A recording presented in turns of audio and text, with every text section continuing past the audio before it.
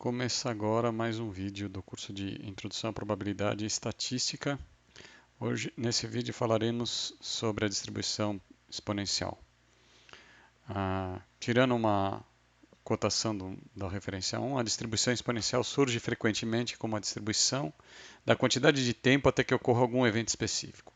Por exemplo, a quantidade de tempo a partir desse momento até a ocorrência de um terremoto, por exemplo. Tá? Então, a FDP exponencial é definida da seguinte forma. Ela é zero para x menor do que zero e lambda vezes e elevado a menos lambda x se x maior ou igual a zero.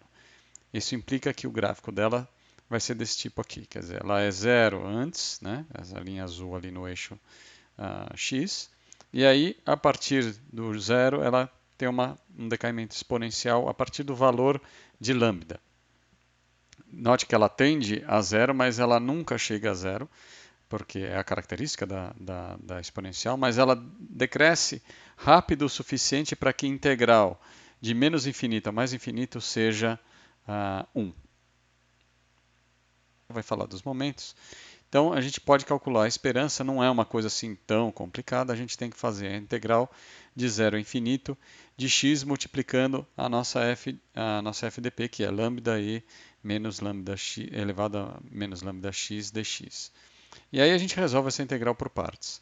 Tá? Então, primeiro a gente tem que lembrar como funciona uma integral por partes. A integral por partes é a integral no intervalo AB da função u dv é igual a u vezes v no intervalo AB menos a integral no mesmo intervalo AB de v du. Então, a gente tem que escolher quem é v e quem é u. Então, a gente começa escolhendo e elevado a menos lambda x dx igual a dv, tá? O que implica que v é igual a e elevado a menos lambda x sobre menos lambda, e u é igual a x, de tal forma que du é igual a dx. Então, a gente fica com, quando a gente faz a integral, né, a gente substituindo essas u's e v's e du's e dv's na expressão, a gente fica, então, a gente põe o lambda para fora, porque ele acaba aparecendo em todos os lugares. É uma constante que não depende de x. E aí o uv é esse primeiro termo aqui, né? X vezes e elevado a menos x dividido por menos lambda, calculado nos extremos de 0 a infinito, menos a integral de 0 a infinito de v du. Né? V du, v era esse cara aqui, e du é dx. Então, é e elevado a menos lambda x dividido por menos lambda integrado em dx. O primeiro termo entre colchetes ele se anula nos limites. Né? Se a gente for olhar aqui, quando x é igual a zero, isso tudo aqui vai ser zero, porque x vai ser zero, vai multiplicar tudo, vai virar zero. E em x igual a infinito, essa exponencial aqui vai para zero. E aí zero multiplicando por todo o resto é zero. Então esse termo aqui é zero, vai sobrar só esse aqui. Tá? E aí tinha um menos embaixo, né, com um menos na frente, cancela, então a gente fica com lambda que multiplica aquela integral que tinha antes. Tá? Então a gente pode cancelar esse lambda com esse lambda, e a integral vai ficar a integral de e elevado a menos lambda x dx, calculado em 0 a infinito. Então fica e elevado a menos lambda x dividido por menos lambda, calculado em 0 a infinito, tá? nos extremos 0 e infinito. Então, a gente fica aqui, o primeiro termo, a gente pode colocar esse menos 1 sobre lambda para fora aqui. E aí a gente fica com e elevado a menos lambda vezes infinito. Isso aqui vai dar zero, menos e elevado a lambda zero. Então é e elevado a zero, e elevado a zero dá 1. Só que com um sinal trocado aqui na frente, né? Menos, e aí menos com esse menos vai dar mais. Então, a gente vai ter que esse resultado acaba sendo então 1 sobre lambda. Tá? Porque a gente tinha aqui o menos com menos, isso aqui vai dar 1, menos com menos dá mais, e vai sobrar, isso aqui vai dar 0, vai sobrar só 1 sobre lambda.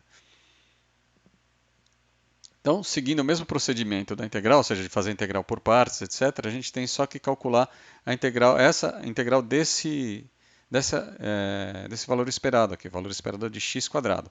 Calcula, subtrai do quadrado do que a gente já tinha calculado, que era 1 sobre lambda, E a gente vai encontrar aqui, então, que a variância é 1 sobre lambda ao quadrado.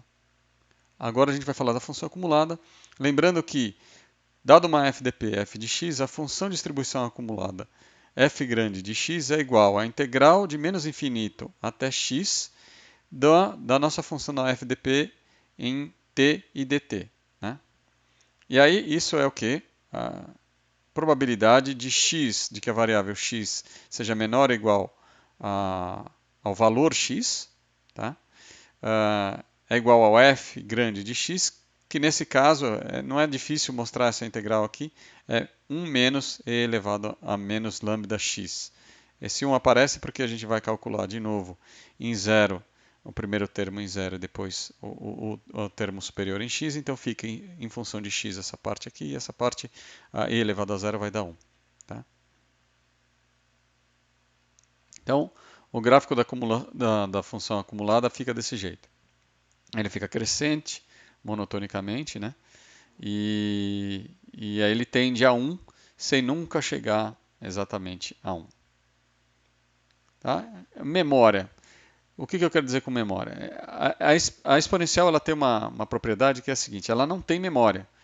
Isso significa o seguinte, você calcula quanto tempo leva, o que você espera para a probabilidade, você tem uma distribuição para o tempo que vai levar para queimar uma lâmpada, por exemplo, e aí você fala, depois de transcorrer, eu vou calcular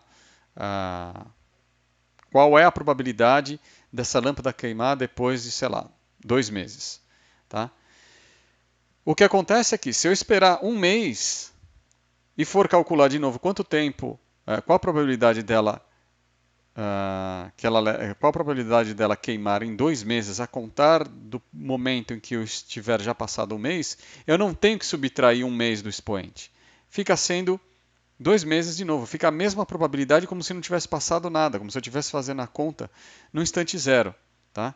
Então essa é a característica da memória. Você esquece o que aconteceu e calcula pela expressão que você tinha antes, independente do que aconteceu. Porque o evento, se você pensar, essa exponencial ela é uma extensão da distribuição de Poisson, né? Ela é o limite contínuo da distribuição de Poisson, e esses processos de Poisson são processos que, nessa situação, são processos sem memória, eles são independentes, então um não depende do outro e é um processo sem memória. Tá? Então, um exemplo que a gente pode usar aqui é o tempo de vida em horas de um transistor, é uma variável aleatória contínua t, com FDP exponencial e o lambda é igual a 1 sobre 500, 1 sobre 500 horas. Tá? E aí a gente já sabe, né, do resultado anterior, que o tempo médio de vida do transistor é 1 sobre lambda, que nesse caso vai ser 500 horas. Tá? E aí a pergunta pode ser feita a seguinte, a probabilidade de um transistor sobreviver além do tempo esperado. Então, qual é a probabilidade desse transistor sobreviver além desse tempo esperado? Então, a gente calcula o quê? A gente calcula P do t ser maior ou igual a 500, então a gente vai fazer a integral de 500 até infinito, da f de t dt. Tá? Então, a nossa f de t é lambda vezes e elevado a menos lambda t dt. Então, o lambda sai para fora da integral porque ele não depende do tempo, ele não depende do x, não depende da variável de integração. E aí a gente fica com essa integral aqui, né, que é uma integral trivial, né, porque é a integral de e elevado a menos alfa vezes x é igual a e elevado a menos alfa sobre x dividido por menos alfa. Tá? Então, a gente resolve essa integral, aí a gente vai calcular nos dois extremos. De novo, quando calcular em mais infinito vai dar zero, e aí a gente então fica com 1 sobre 500, ou 1 sobre lambda vira esse 500 aqui, vezes e elevado a menos 500 sobre 500, que isso aqui é menos 1. Então, esse 500 cancela com esse 500, esse 500 cancela com esse 500, a gente fica com e elevado a menos 1, que é igual a 0,3678. Essa é a probabilidade. E é isso que eu queria apresentar neste vídeo.